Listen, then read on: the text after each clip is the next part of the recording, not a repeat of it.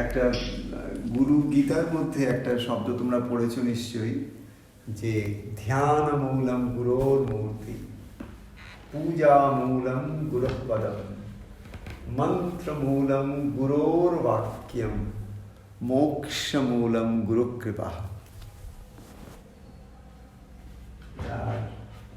এই কথাগুলোর মূল অর্থ একটাই, যে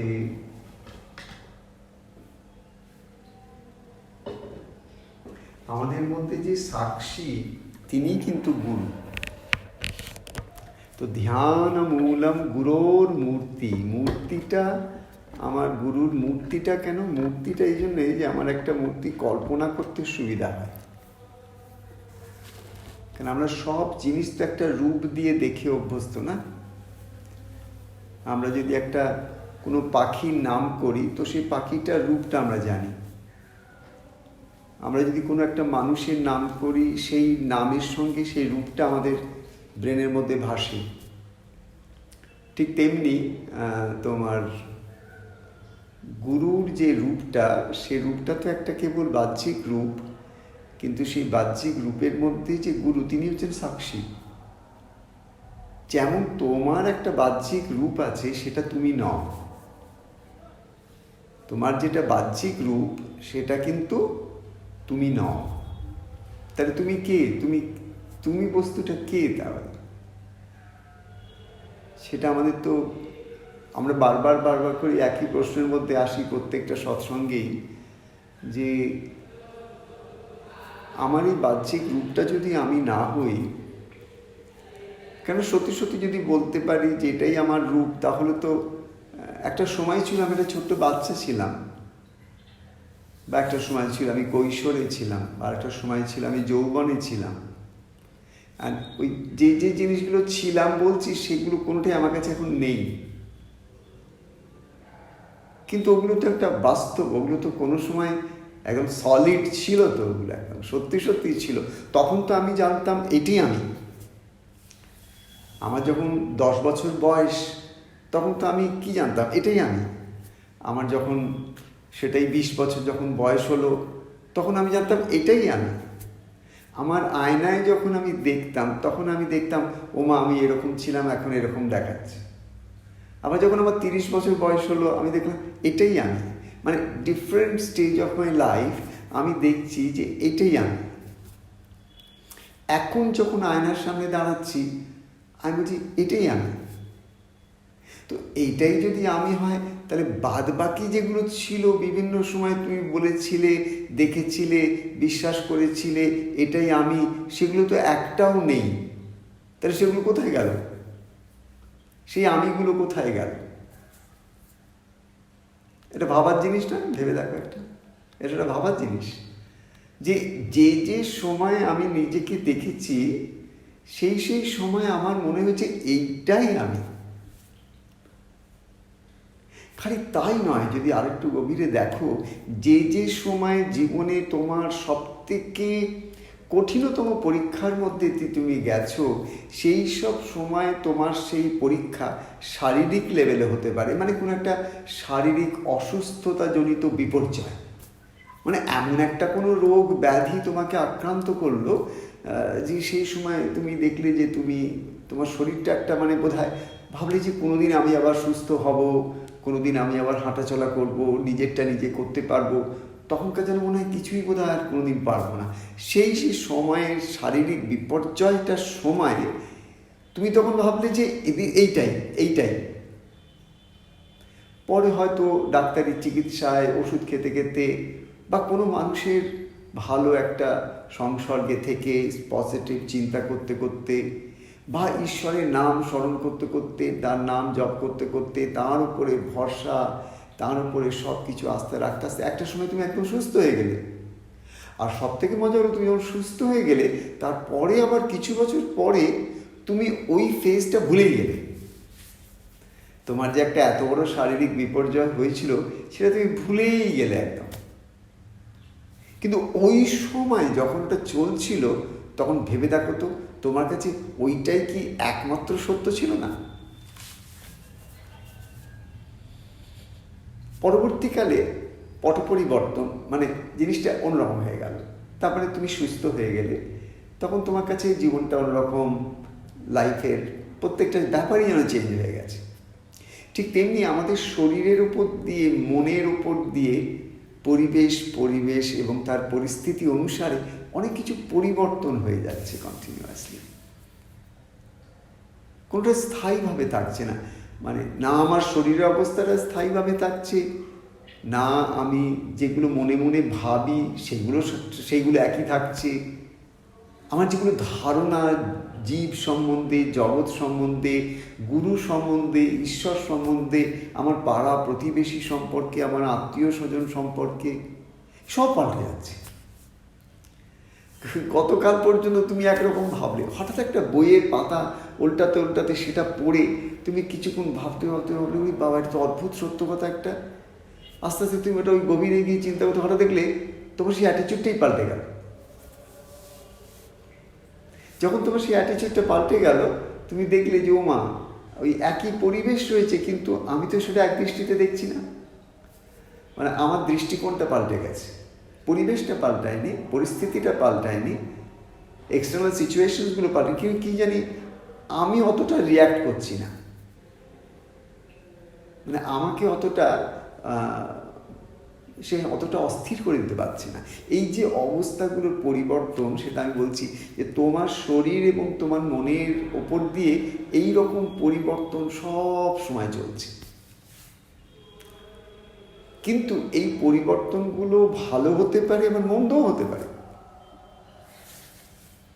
অনেক সময় দেখবে তুমি হয়তো চাও না যে আপসেট হয়ে যেতে চাও না, তুমি রেগে যেতে চাও না, তুমি কাউকে ইচ্ছাকৃত একটা কটু কথা বলে আঘাত করতে চাও না, রাগ করতে চাও না, কিন্তু তুমি দেখো মা, মানে আমি হয়তো সেই সময় কি জানি পট করে একটা কি বলে দিলাম, তাতে করে একটা রেগেই বলেছি, তাতে একটা সে মানুষটা আঘাত পেল, কিন্তু আমি তো আঘাত দিতে চাইনি, কিন্তু করলে তুমি।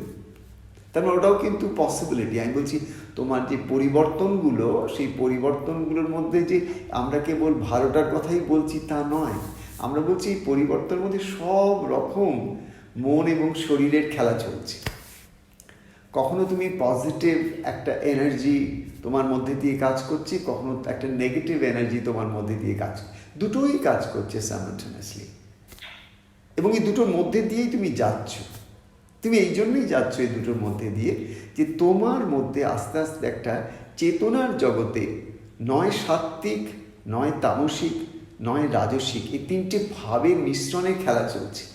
কখনো কখনো তোমার মধ্যে যখন একটু সত্ত্বগুণ বেশি হয়, তখন তোমার মধ্যে যে দৈব সম্পত্তিগুলো আছে, তোমার মধ্যে যে দেবভাব আছে, সেই দেবভাবটা তখন সারফেস করে, তখন তোমার দৃষ্টিটা পাল্টে যায়, তখন তোমার দৃষ্টির মধ্যে ক্ষমা আসে, প্রেম আসে, ভালোবাসা আসে, কটু কথা বলার ইচ্ছাই আসে না। রাগ সাময়িক একটু এলো, কিন্তু নাড়াতে পারে না, তোমার মুখ থেকে কোনো খারাপ কথা বার করতেও পারে না, তার কারণ তখন তুমি সত্ত্বগুণের প্রভাবে আছো। তোমারই মধ্যে মনের জগতে যখন সত্ত্বগুণের প্রভাব থাকে, তখন তুমি বাহ্যিক পরিবেশ পরিস্থিতি যাই হোক না কেন, তাতে তোমার অন্তঃপ্রকৃতি তোমাকে সাহায্য করে সেই জিনিসটাকে দেবতার দৃষ্টিতে দেখার, দেবতার হৃদয় দিয়ে অনুভব করার, দেবতার ভালোবাসা দিয়ে সেটাকে আপন করে নেবার। এটা ওই সাত্ত্বিক গুণের প্রভাবে তোমার মন প্রভাবিত হয়, তোমার শরীর প্রভাবিত হয়। রাজসিক তামসিক গুণ যখন তোমার শরীরকে আক্রান্ত করে, মনকে আক্রান্ত করে, তখন আবার তোমার সেরকম ভাষা হয়, সেরকম তোমার চোখ মুখের একটা ল্যাঙ্গুয়েজ তৈরি হয়, তোমার শরীরের একটা ভাষা হয়, সব আলাদা হয়ে যায়। অর্থাৎ তুমি যখন সত্ত্বগুণের মধ্যে রয়েছ, তখন তোমার শরীর মন একরকম দেখতে, যখন তুমি রজগুণের প্রভাবে আছো, তখন তোমার শরীর মন একরকম দেখতে, যখন তুমি তামসিক গুণের প্রভাবে আছো, তখন আবার তোমার এই একই শরীর মন আর একটা রূপ। কিন্তু তুমি তো এক, তুমি তো আলাদা নও, তোমার নাম সেই একই, ব্যক্তি হিসেবেও তুমি একই। তাহলে এই পরিবর্তনগুলো আমরা কী দেখছি? এই পরিবর্তনগুলো আমরা দেখছি সমস্ত মনের ছবিতে দেখছি। এগুলো সব কোথায় হচ্ছে? এই যে টোটাল চেঞ্জেসগুলো, এই চেঞ্জেসগুলো কোথায় হচ্ছে? এই চেঞ্জেসগুলো হচ্ছে আমার মনের জগতে। আর মনের জগতে যা কিছু চেঞ্জেস হচ্ছে সেগুলো আর কোথায় প্রভাব ফেলছে? আমার শরীরে।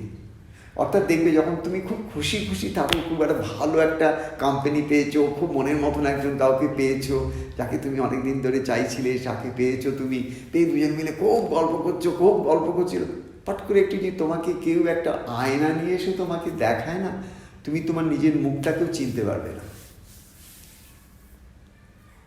কেন বলো তো? তুমি হয়তো জানো না, তোমাকে আয়না এনে দেখাতে হবে যে দেখো, যখন তোমার মনটা একটা ভালো সঙ্গ পেয়ে সত্ত্বগুণের প্রভাবে তুমি যখন খুব ভেতরে ভেতরে একটা অদ্ভুত একটা রস, অদ্ভুত একটা আস্বাদন নিতে থাকো, তখন তোমাকে কেমন দেখতে, তুমি তো দেখতে পাও না, অন্যকে দেখতে পাও, তোমাকে তো দেখতে পাও না। আর একজন তোমার সঙ্গ পেয়ে আনন্দ পাচ্ছে সে তুমি দেখতে পাচ্ছ, কিন্তু তুমি ভালো লাগছে, তোমার খুব আনন্দ, কিন্তু তোমাকে কেমন দেখতে লাগে সেটা তুমি জানো কি? তুমি যখন খুব খুশিতে থাকো তোমাকে কেমন দেখতে হয় তুমি কি জানো সেটা তোমাকে কেমন দেখতে হয়? হ্যাঁ কি না? তাহলে এই নাটা আগে বলতে কি হয়েছিল? হ্যাঁ, তোমরা যদি সব চুপ করে করতে থাকলে সে আমার পরম গুরুদেবের মমতার তো মুশকিল হয়ে যায়। কিছু বলো, তোমাদের গলা একটু শুনলে ভালো লাগে আমার। তো এক কথায় যেটা আজকে যেটা মর্নিংয়ে আমি যেটা পোস্ট করেছি তোমার হোয়াটসঅ্যাপে বা ফেসবুকে, সে পোস্টটা দেখবে, পোস্টটা খুব খুব সুন্দর একটা কথা। ওখানে এইভাবে কথাটা আলোচনা হয়েছে যে আমরা সারাদিনে কত রকম চিন্তা করি এবং কত রকম কর্ম করি, কত রকম কাজ করে যাচ্ছি, কত রকম চিন্তা করছি, কিন্তু আমরা যখন চিন্তা করছি বা কাজ করছি কোনো সময় থামছি না, কোনো সময় একবার থামছি না, থেমে একবার জিজ্ঞাসা করছি না, আচ্ছা এই যে চিন্তাটা করছি, এই চিন্তাটা কে করছে, এই চিন্তাটা কোথায় হচ্ছে, এই চিন্তাটার উৎস কোথায়, এই যে আমি কর্মের যে একটা আমার যে একটা প্রেরণা বা চেষ্টা বা যে কাজগুলো আমি করছি, এটা কোথা থেকে হচ্ছে, কি হচ্ছে, কেনই বা করছি, এন্ড রেজাল্ট কী চাইছি, আমি কোথায় পৌঁছাতে চাইছি, কেন করছি। আরে এই চিন্তাটাই বা আমি কেন করছি? এই যে একটু থামা, প্রশ্নকে প্রশ্ন করা, এই সময়টা আমরা পাচ্ছি না, বা এই অভ্যাসটা আমাদের কাছে আসছে না। সাক্ষী ভাব মেডিটেশনের মূল অর্থই হচ্ছে যতক্ষণ না তুমি স্টেপ ব্যাক করে সাক্ষীতে বসবে, ততক্ষণ তুমি তোমার মন এবং তোমার শরীরের মধ্যে কি কি খেলা চলছে সেগুলোকে আর দেখা হবে না। সাক্ষীটা তোমার বাইরের আয়না নয়, ওটা তোমার ভেতরের আয়না। একটা বাইরের আয়না আছে, যে আয়নায় তুমি মুখ দেখে, শরীরটাকে দেখে তোমাকে কেমন দেখতে তুমি দেখতে পাও, কিন্তু মুশকিল হচ্ছে ওই যে আয়নাটা দেখতে পাও, সে তো একদিন একটা শিশুকে দেখেছিল, পরে একটা কিশোরকে দেখেছিল, পরে একটা সুন্দর একটা যুবক কিংবা যুবতীকে দেখেছিল, পরবর্তীকালে সে একটা মধ্যবয়সী মানুষকে দেখেছিল, আরও পরে গিয়ে সে একটা বৃদ্ধ মানুষকে দেখছে। তো আয়নাটা তো অনেক কিছু দেখালো, তার মধ্যে কোনটা ধরবো আমি? ওই এতগুলো রূপ দেখালো, তার মধ্যে কোনটা আমি? বুঝতে পারছো আমি কি বলছি? আমি আয়নাটাকে যদি ইন্ডেক্স ধরি, তাহলে আমাকে ছোটবেলা থেকে আয়না এতগুলো শুদ্ধানন্দ, এতগুলো রূপ, তো আমি কোনটাকে ধরবো, কোনটা আমার অ্যাকচুয়াল, আমি কি ধরতে পারবো? ভেবে বলো আমাকে। পারবো না। তার কারণ কি? এটা কন্টিনিউয়াসলি পরিবর্তনশীল, তাই তো? আমার শরীর, আমার মন, আমার বুদ্ধি, এগুলো কন্টিনিউয়াসলি কী হয়ে যাচ্ছে? পাল্টে যাচ্ছে, চেঞ্জ হয়ে যাচ্ছে, কন্টিনিউয়াসলি চেঞ্জ হয়ে যাচ্ছে। কিন্তু আর একটা আয়না আছে, সে আয়নাটা কিসের? সে আয়নাটার কি নাম? সেটা আমাদের সাক্ষী। সে আয়নাটা আমাদের ভেতরে আছে। আর ওই আয়নাটায় এই এতগুলো রূপ এসে ভেসে চলে গেছে, কিন্তু ওই ফেসটা চেঞ্জ হয়নি। তার কারণ ও হচ্ছে দ্রষ্টা, ও হচ্ছে সাক্ষী, ও হচ্ছে চৈতন্য, ও হচ্ছে সেই এক এবং অদ্বিতীয় যার উপরে সব আসে যায়, কিন্তু তার কোনো পরিবর্তন হয় না। সাক্ষী ভাব মেডিটেশনের মূল অর্থই হচ্ছে কিভাবে আমরা ওই আয়নাটার কাছে গিয়ে একটু নিজের মুখটাকে দেখতে পাবো। এইটা হচ্ছে মূল কথা। কারণ আমি যদি একবার সাক্ষীর কাছে গিয়ে নিজের মুখটা দেখতে চাই, তখন যে মুখটা দেখব সেটা আমার ফিজিক্যাল মুখ নয়।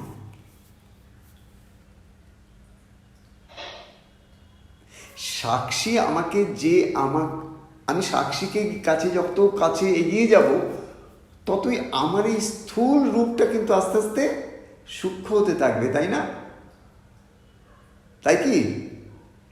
মানে আমি যত আস্তে আস্তে আমার মনের জগতে ধ্যান করতে করতে, জপ করতে করতে, ঈশ্বর চিন্তন করতে করতে আস্তে আস্তে আস্তে যত আমি আমার ভেতরে ঢুকবো, যত সেই আলোর কাছাকাছি যাব, যত সেই উৎসের কাছে যাব, তত যে যে যে মুখটাকে আমি দেখতে পাবো, সেই মুখটা কি এইটা না তাঁরটা? আর তাঁর যে জ্যোতির্ময় স্বরূপটা, সেখানে আমি যত কাছাকাছি যাব, তত আমার প্রকৃত স্বরূপটাকে আমি দেখতে পাবো। আর বাইরের আয়না তো আমাকে এতদিন ধরে নানান রকম দেখিয়ে ভুল বুঝিয়েছে। আমি তো ধরেই নিয়েছি যে আমি এরকম, কখনো মোটা, কখনো রোগা, কখনো অসুস্থ, কখনো মেন্টালি ভেরি হ্যাপি, কখনো ভেরি ভেরি ডিপ্রেসড। এই এত কথা আমাকে সারা জীবন ধরে আমাকে একজন বোঝাচ্ছে। কে সে? বাইরের আয়নাটা। বাইরের আয়না দুরকম হয়। একটা হচ্ছে ফিজিক্যাল আয়না, যেটাকে আমরা আয়না বলি। আর একটা আয়না আছে মানুষের মুখ। তুমি যখন কারোর সঙ্গে কথা বলো না, সে কিন্তু তোমার মুখের দিকে কেমনভাবে তাকায়, তুমি কিন্তু সেটাও দেখো। যদি একটা খুব ভালো জোক বলো, একটা মজার কথা বলো, তুমি দেখো জিনিসটাকে এনজয় করছে কিনা। ওর চোখে মুখে তুমি নিজেকে দেখো, দেখবে যে তোমাকে খুব অ্যাটেনশন দেবে না, তোমার তার সঙ্গে কথা বলতে ভালো লাগবে। আর তুমি তার সঙ্গে কথা বলছো, সে বসে বসে তার ফেসবুক দেখছে, তুমি তার সঙ্গে কথা বলবে না কেন? তার মানে সে তোমার অ্যাটেনশন দিচ্ছে না। সে তো তুমি ভাবে আমি একটু কথা বলছি, কত সুন্দর কথা বলছি, আর ও বসে বসে আরে ওইটা রাখো না, ওটা পরে দেখো, এখন আমার কথাটা শোনো। কিন্তু যে লোকটার কাছে হাতে কিচ্ছু নেই, সে তোমার দিকে তাকিয়ে আছে, শুনছে এবং খুব আগ্রহ করে শুনছে। তার চোখ মুখ দেখে বোঝা যাচ্ছে উনি বাপরে আমি কত জ্ঞানী। এরকম বলছে, আমি ভুলে যাচ্ছি। আর এরকম করে কথাগুলোকে শুনছি, যেন মনে হচ্ছে না আমি কি যেন একবারে রসের ভান্ডার বলছি তাকে। এই লোকটার সঙ্গে আচ্ছা, এই লোকটাকে তুমি তাড়াতাড়ি ছেড়ে দেবে? তুমি ছাড়বে তাকে যে তোমার সামনে বসে বসে ফোন নিয়ে এরকম করবে?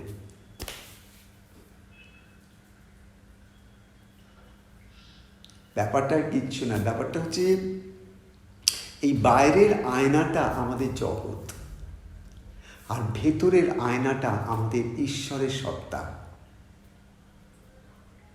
আমরা জগতে এতটাই ঘুলে মিলে গেছি, নুন বা চিনি জলের মধ্যে দিলে কি অবস্থা হয়? নুন বা চিনি যদি জলের মধ্যে দিই, তাকে কি আর খুঁজে পাই? কি হয়ে যায়? নয় নোনতা হয়, আর নয় মিষ্টি জল হয়ে যায়। না নুন না চিনি কাউকে খুঁজে পাই না। ঠিক তেমনি এখন আমাদের কি অবস্থা হয়ে গেছে জানো?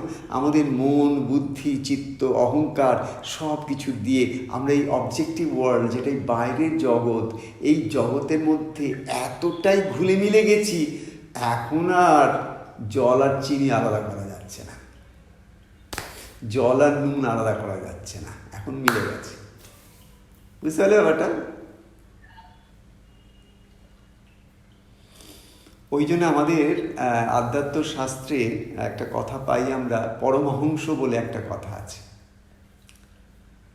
বলে হাঁস নাকি দুধ আর জল যদি মেলানো থাকে ও কেবল দুধটা খেয়ে ফেলতে পারে আর জলটা পড়ে থাকে। বুঝতে পারলে ব্যাটা? হাঁসের একটা ক্ষমতা আছে, রাজহাঁসের একটা কী ক্ষমতা আছে, দুধে জলে মিশিয়ে যদি ওকে দাও তুমি, ও কিন্তু আমাদের যদি দাও আমরা দুধ জল মেশানোই খাবো, কেন আমরা দুধ থেকে জলকে আলাদা করতে পারি না। আমরা দুটো ওই যে গলা দিয়ে গেছে 4টে গালাগাল দেবো, কিন্তু খাবো দুধ জলই। মানে দুধে জল কি জলে দুধ সেটা তোমার ব্যাপার, কিন্তু খাবো ওইটাই। দুধের নাম করে জলে দুধ কিংবা দুধে জল এরকম একটা কিছু খাবো, কিন্তু হাঁস তা খাবে না, রাজহাঁস তা খাবে না, পরমহংস সে খাবে না। অর্থাৎ তুমি যেদিন তোমার মনটাকে আস্তে আস্তে এই বাইরের আয়না থেকে গুছিয়ে নিয়ে নিজের ভেতরের আয়নার কাছাকাছি যেতে পারবে, তত তুমি তোমার নিজের স্বরূপটাকে চিনতে পারবে। আমি আমার নিজের স্বরূপকে চিনতে পারবো।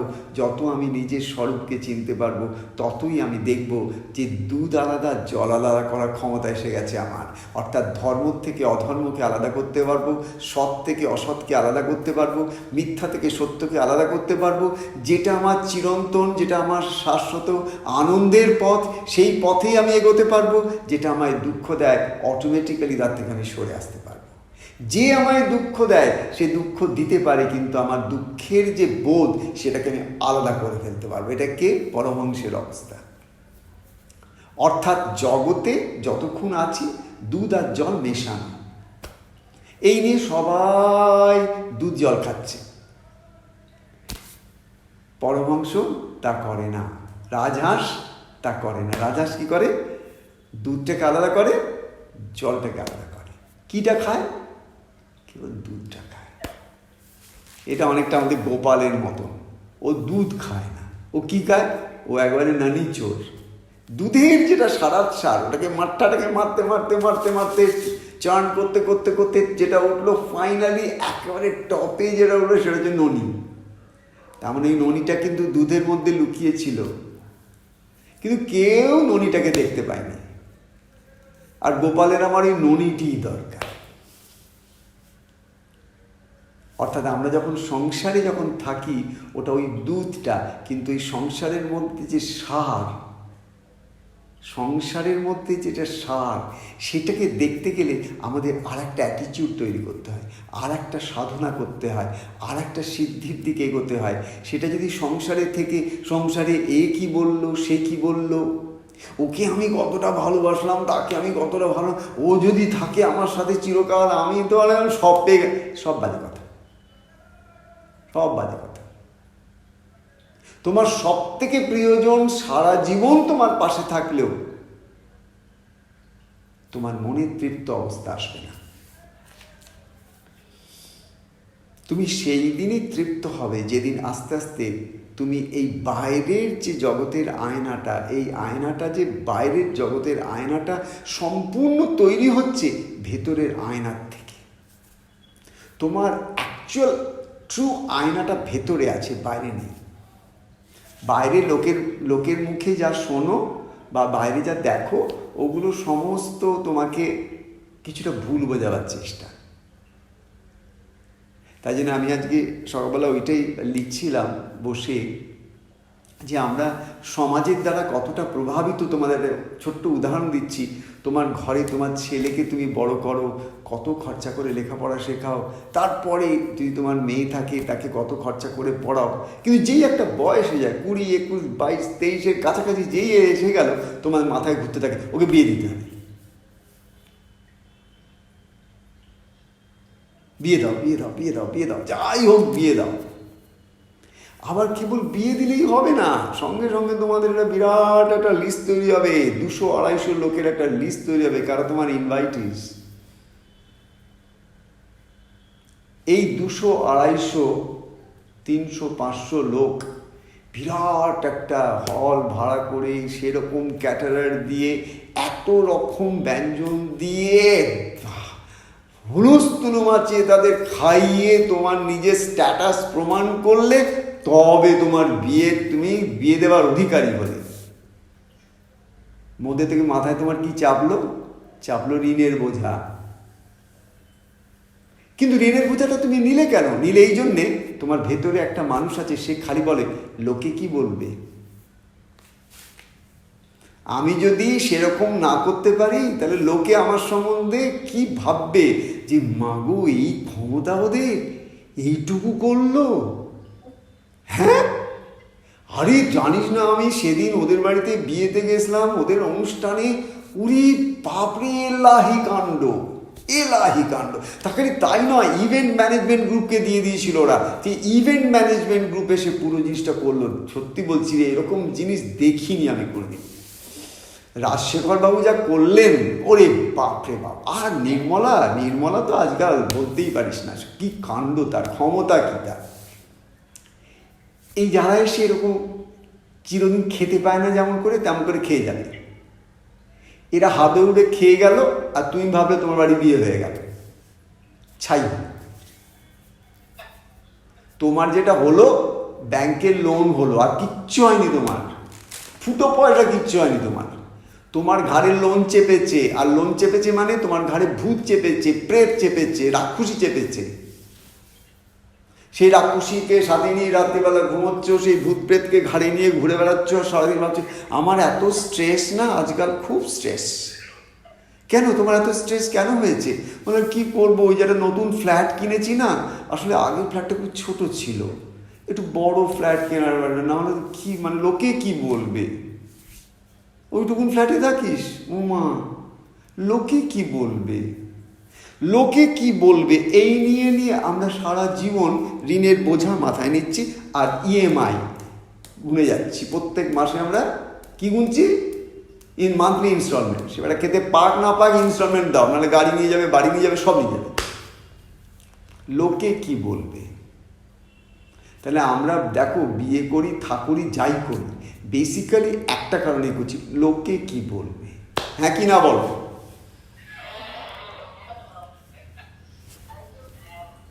এই দেখবে যে কোনো বিয়ে, আমি না যখন রাস্তা দিয়ে যখন যাই, ওই বাইরে সাজিয়ে গুজিয়ে সব হলে এ ওয়েট সো অ্যান্ড সো করে একটা সব থাকে, আমি না যেতে যেতে দেখি বাইরে যারা দাঁড়িয়ে আছে, রিসেপশনে যারা দাঁড়িয়ে আছে, আরে বাপরে, মানে দেখার মতো কাপড় চোপড় তাদের, দেখার মতো সমস্ত ব্যাপার, সে মানে একদিন কা বাদশাহ বাইরে দাঁড়িয়ে আছে। যারা যারা আসছে, গাড়ি করে নামছে, তাদেরকে নিয়ে যার যেরকম অকাত তাকে সেরকমভাবে সব আসুন তাকে সেভাবে নিয়ে যাওয়া হচ্ছে। সে খেয়ে দিয়ে সে বেরিয়ে গেল। তোমার এত রকম তুমি করলে পুরো খরচা, তুমি কি বলতে চাইছো তোমার এতদিনের সেভিংসগুলো চলে গেল না তোমার হাত থেকে? তুমি চিন্তা করো তো, কত কষ্ট করে তুমি ওই সেভিংসগুলো, ধরো ওইটা করতে তোমার 10 লাখ টাকা খরচা পড়লো, এই 10 লাখ টাকা সেভিং করতে তোমার কত কষ্ট হয়েছে চিন্তা করো তো। এই 10 লাখ টাকা তুমি খরচা করলে, হয়তো কেউ হয়তো 50 লাখ টাকা খরচা করলো। এবার এই 50 লাখ টাকার মধ্যে তার 40 টাকা লোন হলো। কোথাও একটা জমি ছিল, বিক্রি করে দিলে। কোথাও একটা কখনো একটুখানি ব্যবস্থা হয়েছিল, একটা ছোটো ফ্ল্যাট ছিল, বিক্রি করে দিলে। কেন? ওরে বাবা, বিয়েতে যদি আমি এত লোককে না ডাকি, এতটা, আরে ওর বাড়িতে যখন গেছিলাম কত খাইয়েছিল, ওর বাড়িতে যখন গেছিলাম এরকম করেছিল। আমরা প্রত্যেকটা মানুষ সৎকর্ম যখন হবে 1 টাকা দেব না, লোকে কি বলবে যখন হবে লক্ষ লক্ষ টাকা মাথায় লোন নেব, তবেই আচ্ছা। তবুও তো সমাজে সবাই বলবে, ওরে বাপ রে, সত্যি ওদের কি খাওয়ায়, বাপ রে বাপ।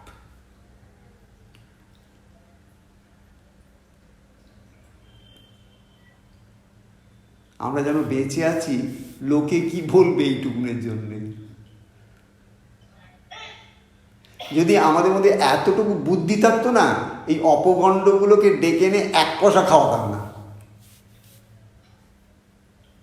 এরভাবে টাকাগুলো শ্রাদ্ধ করতাম না।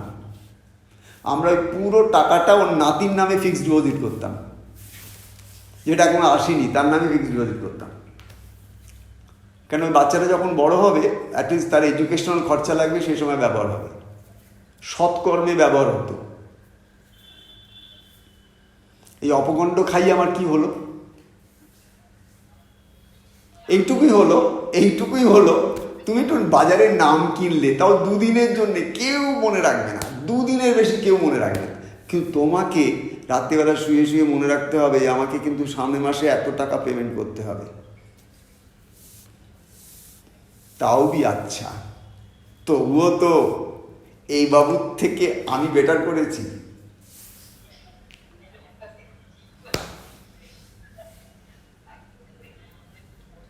চিন্তা করে দেখো তো, ওই টাকাগুলো দিয়ে তোমরা যদি একটা সৎ কর্মে, একটা সুন্দর একটা কোনো প্রতিষ্ঠানে বা কোথাও গিয়ে ছোট ছোট শিশুদের একসঙ্গে বসিয়ে ভালো রকম খাইয়ে দাইয়ে বা একটা শিক্ষার ব্যবস্থা করে, বা তাদের একটা কোনো এমন কিছু একটা করলে যাতে করে তাদের একটা স্থায়ী আনন্দ হয়, সেই 50 লাখ টাকা যদি তুমি সেখানে খরচা করতে, এই ভূত প্রেতগুলোকে একদিনের জন্য এক সন্ধ্যায় এন্টারটেন না করে, তুমি চিন্তা করো তোমার কর্মটা কোথায় চলে যেত এক ধাক্কায়।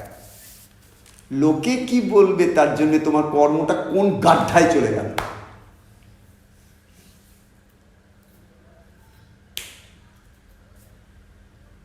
কেন আমার মনে হয় ঋণটা হচ্ছে একটা পাপ। ঋণের বোঝা আমার কাছে মনে হয় পাপের বোঝা। আমাকে না অনেক সময় অনেকে নানান সময় আমাকে একটা আশ্রম মঠ চালাচ্ছি, এত লোককে এত পয়সা করি পেমেন্ট করতে হয়, কখনো কখনো আমাকে অনেকে বলে বাবা আমরা এই প্রজেক্টটা করবো, কী আছে আমরা ব্যাংক থেকে, আমাদের তো ব্যাংকে টাকা আছে, আমরা ব্যাংক থেকে লোন নেবো, নিয়ে শোধ করে দেবো।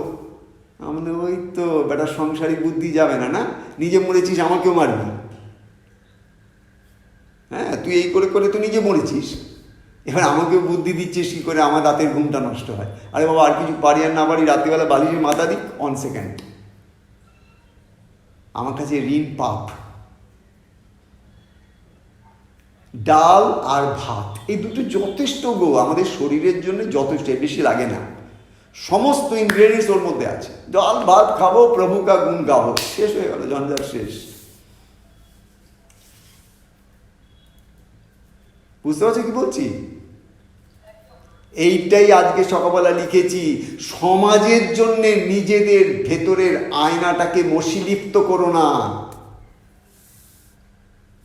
কে বুঝেছে আজকে আমার লেখা কথাটা আমি জানি না, আজকে তার বিস্তার দিলাম সন্ধ্যাবেলায়, যে সমাজের জন্যে 5টা লোকের বাহবা করাবার জন্যে, 5টা লোকের চিপ অ্যাপ্রিসিয়েশন পাওয়ার জন্যে নিজের ভেতরের আয়নাটাকে অপরিষ্কার রেখো না।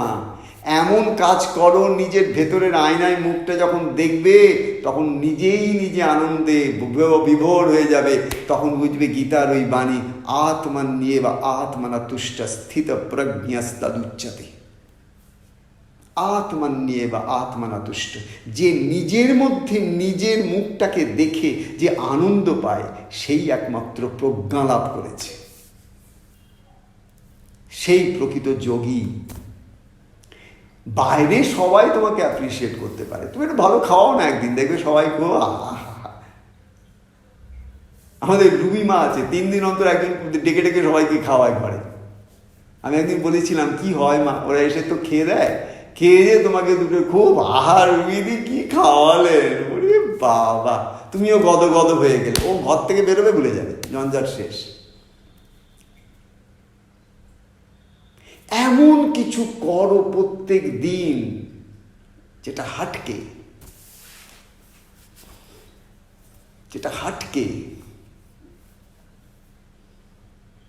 আমি সেই জিনিসগুলো করতে পারি না যেগুলো সবাই করে। হাটকে একটুখানি আলাদা কিছু করো, একটু আলাদা কিছু ভাবো, একটু আলাদা কিছু করো। সবাই যা করছে ভেড়াগুলোর মতন করো না, তুমি ভেড়া নও।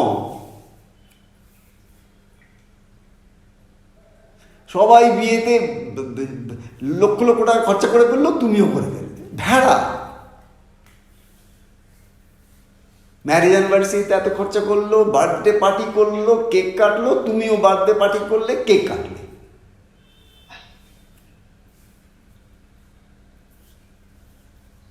এগুলো তো ভেড়া ভেড়া ভেড়া, এগুলো নয়।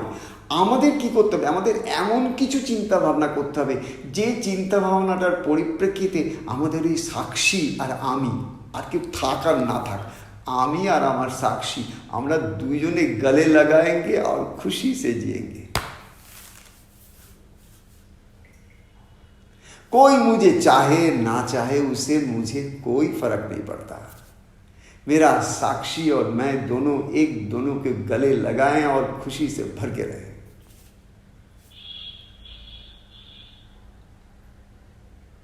क्योंकि बाहर से जो कोई मुझे खुशी देता है वही व्यक्ति एक दिन आता है मेरी खुशी लूटने के लिए।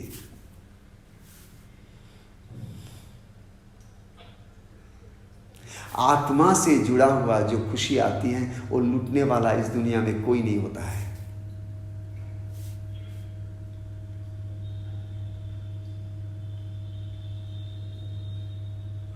তাই সারাটা জীবন এই অন্ধ সমাজের অন্ধ রুড়ি রেওয়াজগুলোকে এম করে করে ফলো করো না। এমন কিছু করো যাতে করে লোকে তোমাকে বলতে পারে যে হ্যাঁ লোকটার গাটস আছে। এই গেল গিয়ে দিব্যি রেজিস্ট্রি করলো, একটা লিগাল ডকুমেন্ট রাখতে হয়, নাহলে ওটাকে বলবে বিয়ে করেছিস, লিভ টুগেদার করছিস, বিয়ে করিস নি, লিখে দিল যা এটা থাক একটা রেজিস্ট্রি ডকুমেন্ট।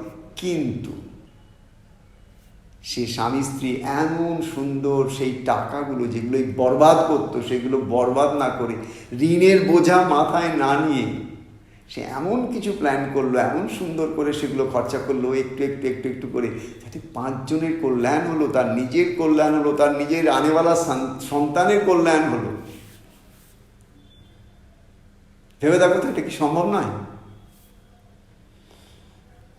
কিন্তু it's a challenge. My point is, একবার যখন তুমি সমাজের 5 জন যেটা করছে তুমি তার থেকে যখন তুমি হাটকে কিছু করতে চাইবে তখন সমাজ কিন্তু তোমাকে নিন্দা করবে, বলে বাবা ছি ছি ছি ছি কি কোনো জানিস রেজিস্ট্রি করে বিয়ে করে, আরে একটা খাওয়ানোর একটা রিসেপশন দিল না, পয়সা বাঁচাবার এরকম ধান্দা, একটা রিসেপশনও দিল না। তুমি মনে মনে বলো বেশ করেছি দিইনি। তোর যদি খেতে ইচ্ছে করে যা মেনল্যান্ড চায়নায় যা, নিজের পকেট দিয়ে খরচা করে মেনল্যান্ড চায়নায় গিয়ে খেয়ে আয়।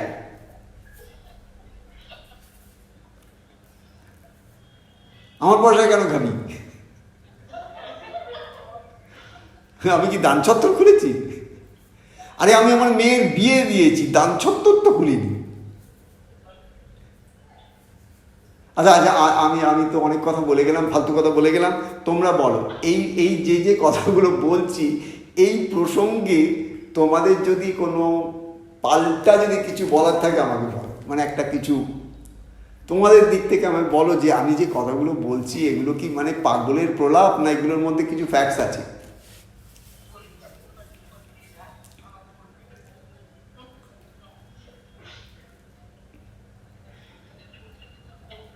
বলো পাগলের প্রলাপ।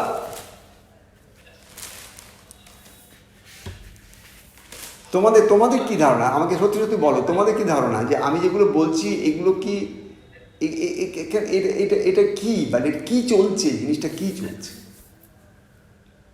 এবং তোমাদের ধারণা নেই এরকম বড় বড় বিয়ে পার্টিতে আমি যেটুকু জানি সেখানে যে কি অ্যামাউন্ট অফ ফুড ওয়েস্ট হয় সে তোমাদের কারোর ধারণা নেই। হ্যাঁ বলো।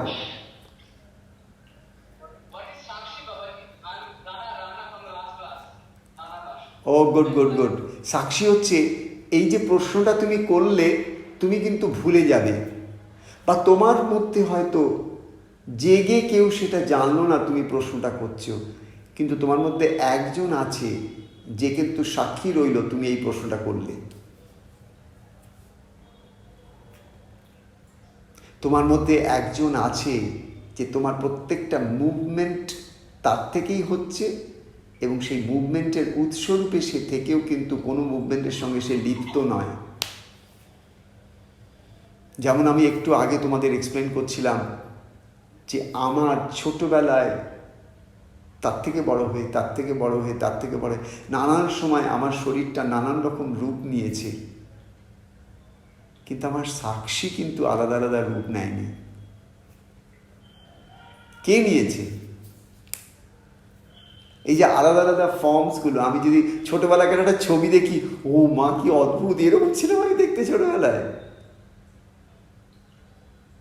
তোমাদের যখন মানে আগেকার দিনে যে ছবিগুলো আছে, আগেকার পুরনো ছবিগুলো মাঝে মাঝে অ্যালবাম খুলে যদি দেখো, অবাক হবে, ও মা এরকম দেখতে, তখন কেন রোগা রোগা ছিলাম, এখন আমি তো এখন প্রসপ্যারিটি হয়েছে, তো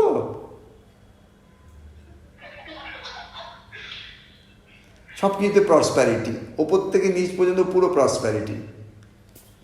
তো এই প্রসপ্যারিটিটার ছবি যখন দেখি, আর আগে বেশ রোগা রোগা পাতলা পাতলা কি সুন্দর, যখন এই 17, 16, 15, 16, 20 পর্যন্ত একটা মোটামুটি ছিল, তারপরে প্রসপ্যারিটি এসে গেল। তো এই যে চেঞ্জেসগুলো আমি যখন দেখছি, আমার বক্তব্য হচ্ছে একটা জায়গায় আমি পরিবর্তনগুলো দেখছি, কিন্তু সাক্ষী হচ্ছে যেই জায়গাটা, সেই জায়গাটায় কোনো পরিবর্তন স্পর্শ করতে পারে না, কিন্তু সে সব কিছু জানে।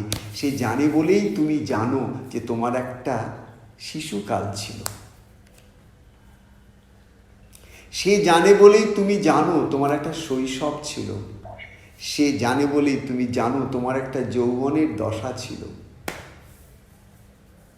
কেননা ওর ওপর দিয়ে এগুলো গেছে। কীরকমটা একটা ছোট্ট এক্সাম্পল দিয়ে শেষ করে দিচ্ছি। সেটা হচ্ছে, তুমি যখন একটা সিনেমা দেখতে যাও, সেই সিনেমার যে স্ক্রিনটা, সেই স্ক্রিনের ওপর যখন লাইট অ্যান্ড সাউন্ড প্রজেক্ট করে, লাইট অ্যান্ড সাউন্ডসগুলো যখন খেলতে থাকে, তখন তার মধ্যে এক একটা মানুষের রূপ ভেসে আসতে দেখো, প্রকৃতির নানান রূপ ভেসে আসতে দেখো, এক একটা চরিত্রকে ভেসে আসতে দেখো, এবং তারা তাদের মতন নানান রকম ড্রামা করে, এবং তুমি তখন এনগ্রসড হয়ে সেটাকে দেখো, রিয়েল হিসেবে দেখো। কখনো কাঁদো, কখনো হাসো, কত রকম ইমোশনস তোমার মধ্যে দিয়ে খেলতে থাকে। আবার যেই তোমার সিনেমাটা শেষ হয়ে যায়, তুমি দেখো একটা হোয়াইট স্ক্রিন। শুরুতে যখন প্রথম সিনেমা হলে ঢুকেছিলে, তখন দেখেছিলে একটা হোয়াইট স্ক্রিন। তারপরে দেখতে আরম্ভ করলে সিনেমা, তারপর আবার ফিরে এলে কোথায়, দি এন্ডের পরে আবার কি হয়ে গেল, একটা হোয়াইট স্ক্রিন। তাহলে ওই হোয়াইট স্ক্রিনটার ওপরে লাইট এবং সাউন্ডের ইফেক্টে তোমার একটা অদ্ভুত হ্যালুসিনেশন হলো, একটা কাইন্ড অফ অ্যাপিয়ারেন্স হলো, একটা কাইন্ড অফ একটা এক্সপিরিয়েন্স হলো, যে তুমি একটা অদ্ভুত মেলোড্রামাটিক কিছু একটা দেখলে। কিন্তু দেখলে যে 3 ঘন্টা, 2.5 ঘন্টা, 2 ঘন্টার পরে প্রাস করে যখন শেষ হয়ে গেল, তখন বলল, ও মা, সেই স্ক্রিন যা ছিল সেই স্ক্রিন, কিন্তু সেই স্ক্রিনটাতে আগুনও লাগেনি, জলও লাগেনি, সেই স্ক্রিনটার মধ্যে সেই চরিত্রগুলো কিছুই নেই। তাহলে তার মানে তাকে কেউই স্পর্শ করতে পারেনি, অথচ সব ওটার উপরই হয়েছে। আমি যদি একটা সিনেমা হলে ঢুকি এবং যদি ওই স্ক্রিনটা না থাকে, আমি কি সিনেমা দেখতে পারবো? রানা, আমি কি পারবো? তাহলে ওই স্ক্রিনটাকে তুমি কি বলবে?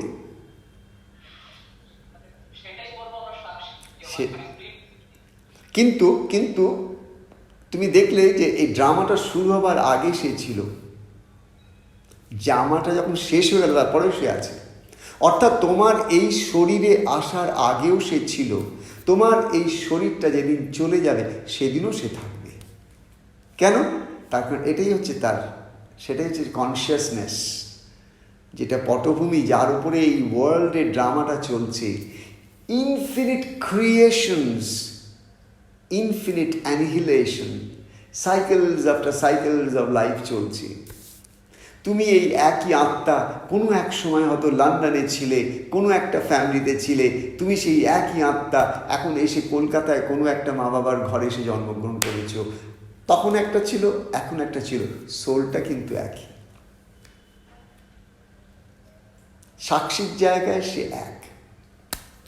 পটভূমিগুলো চেঞ্জ হয়ে যাচ্ছে, ক্যারেক্টারগুলো চেঞ্জ হয়ে যাচ্ছে, রূপগুলো চেঞ্জ হয়ে যাচ্ছে, লোকেশনসগুলো চেঞ্জ হয়ে যাচ্ছে, জিওগ্রাফিগুলো চেঞ্জ হয়ে যাচ্ছে, কিন্তু তুমি চেঞ্জ হচ্ছ না। এটা বোঝা গেল? তাহলে আমরা যখন ধ্যান করি, তাহলে আমরা কিসের ধ্যান করব? আমরা ধ্যান করব চুপ করে বসে, যে আমার স্বরূপটা কি, আমি কি চাইছি। আর সমাজের মধ্যে এসেছি বলে কেবল সমাজের এই নিয়মগুলোকে রক্ষা করে যেমন তেমন করে প্রাণপাত পরিশ্রম করে 5টা লোকের অ্যাপ্রিসিয়েশন, 5টা লোকের বাহবা, হাততালি, যশ, মান, অর্থ, এইগুলো নিয়ে জীবন কাটিয়ে দেবো? এইগুলো কি আমাকে শান্তি দেবে, আনন্দ দেবে? আমি যদি চুপ করে বসে আমি এগুলো ভাবি, তাহলে আমি দেখব যে না, যাদের যাদের কাছে এগুলো রয়েছে তারা কেউ একটু তো মানুষ শান্তিতে থাকে, তা তো নেই। তাহলে আমি কি করে থাকবো? আমি তো সেই একই পথে হাঁটছি। আমি তো এতটুকু ব্যতিক্রমী পুরুষ নই বা নারী নই। আমার ঠাকুমা দিদিমা যা করে গেছে আমি তাই করছি, আমার বাবা ঠাকুরদা যা করে গেছে আমি তাই করছি। তাহলে আমার স্বরূপটা কি? আমি কি খুঁজছি? তাহলে আমি কি চাইছি? আমি তাহলে কোথায়? আমি কি বাইরের এই খোঁজার মধ্যে, না আমি যে খুঁজছে সে আমি? কে আমি?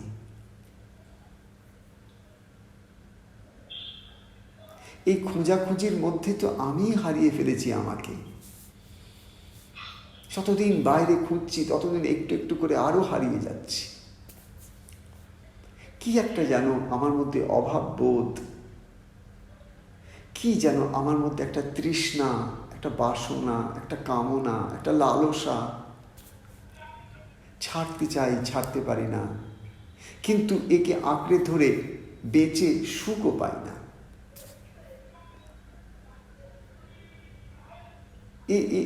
কি অবস্থা আমার? সাক্ষী ভাব মানে হচ্ছে তোমায় একটু একটু করে তুমি নিজেকে নিজের চেনার চেষ্টা করছো।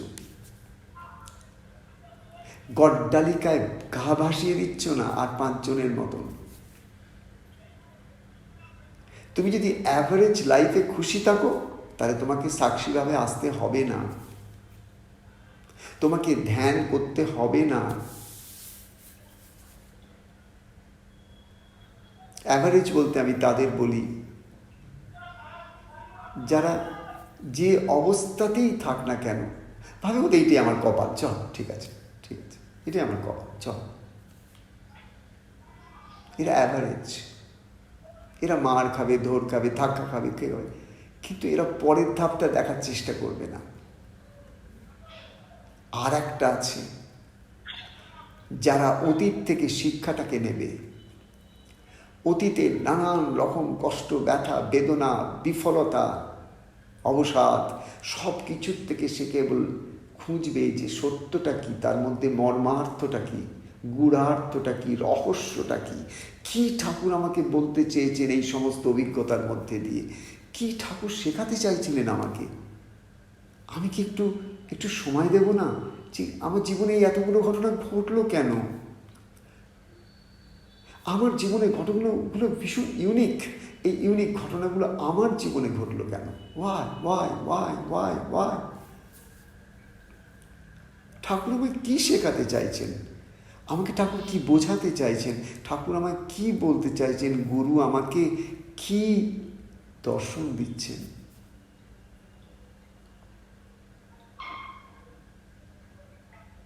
সাক্ষীভাব মানে তোমার মনের, তোমার শরীরের, তোমার বুদ্ধির, তোমার শ্বাসের সমস্ত খেলাগুলোকে তুমি একটু আলগা হয়ে দেখার চেষ্টা করো। দেখার চেষ্টা করলে তুমি যত ওদের আলাদা করে সময় দেবে ওরা প্রত্যেকে আরো আরো দেখাবে তোমাকে। যত শরীরের মধ্যে চুপ করে ডুবে শরীরের সেন্সেশনসগুলো বোঝার চেষ্টা করবে, দেখবে শরীরেরই আরও সূক্ষ্মাতি সূক্ষ্ম সেন্সেশনসগুলো তোমার সাক্ষী চেতনার মধ্যে উদ্ভাসিত হচ্ছে।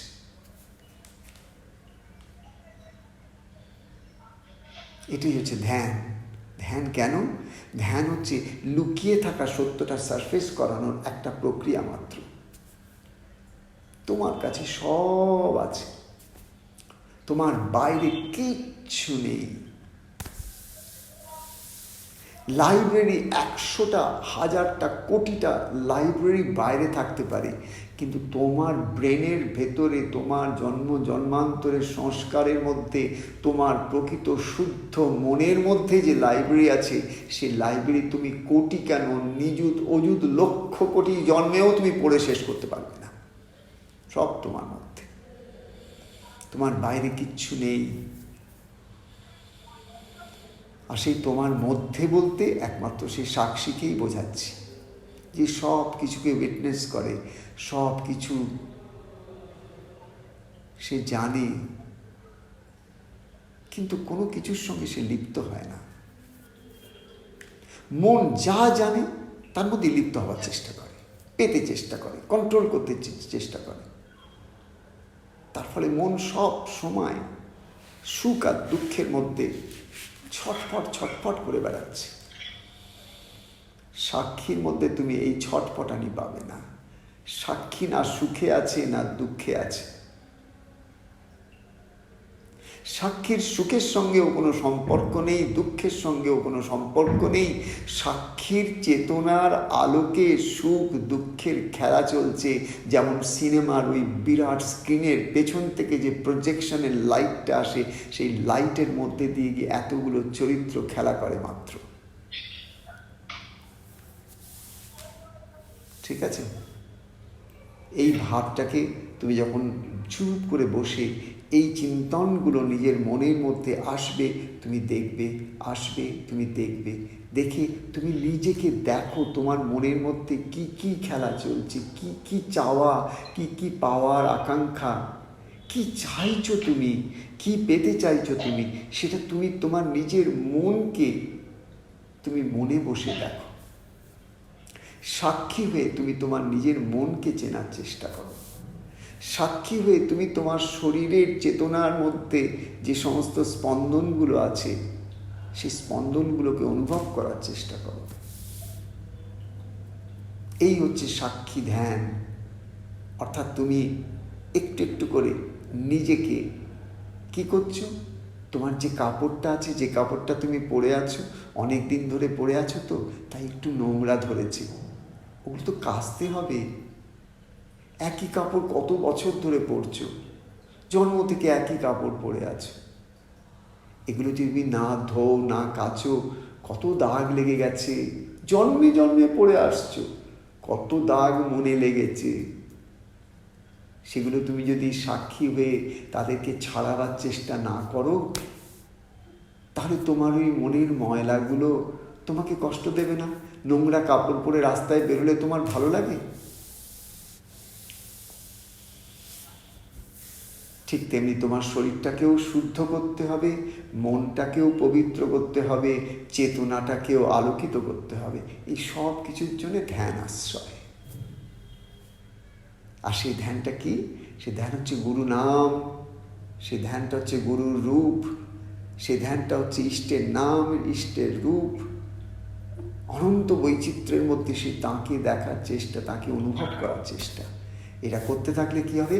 আস্তে আস্তে আস্তে আস্তে মনের মলগুলো সরে যাবে। যেমন যেমন মনের মল সরবে, তেমন তেমন তুমি নিজেকে দেখতে পাবে। যেমন করে তুমি নিজেকে দেখতে পাবে, তত তুমি দেখবে যে ও মা, আমাকে এত সুন্দর দেখতে।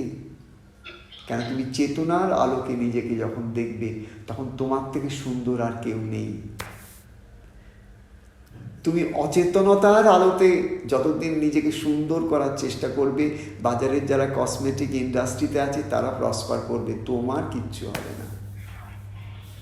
কিন্তু তোমার চেতনার আলোকে তুমি যখন নিজেকে একটু একটু করে সুন্দর করে তুলবে, তখন তোমার যে মুখ, তোমার যে শরীর, তোমার যে মন, তার যে আলোক, তার যে ছটা, তার যে আভা, তার যে অরা, তার কোনো তুলনা নেই।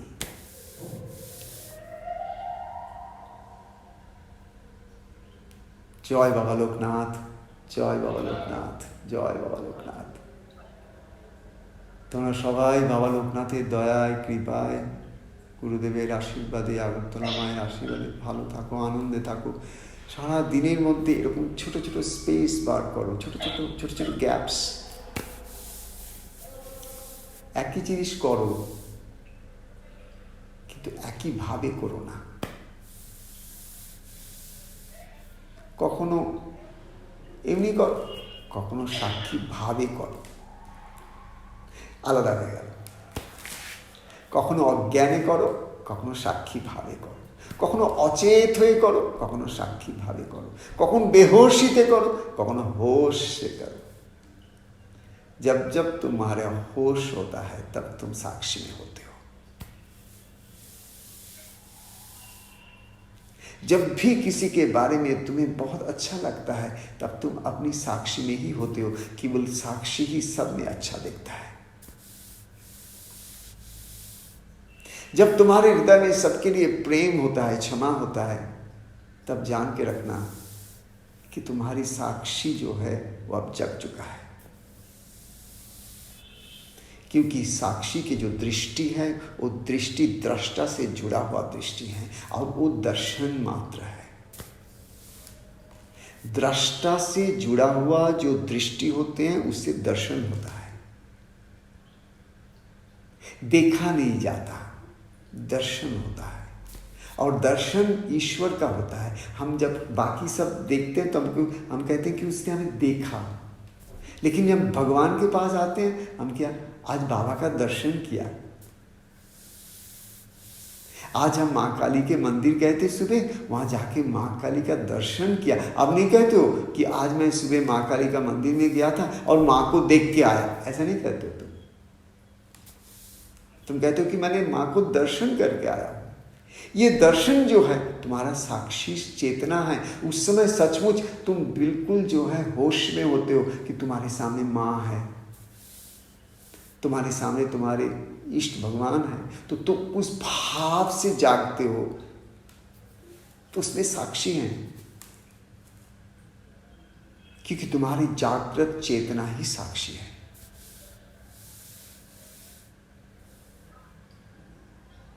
जय बाबा लोकनाथ, जय बाबा लोकनाथ, जय।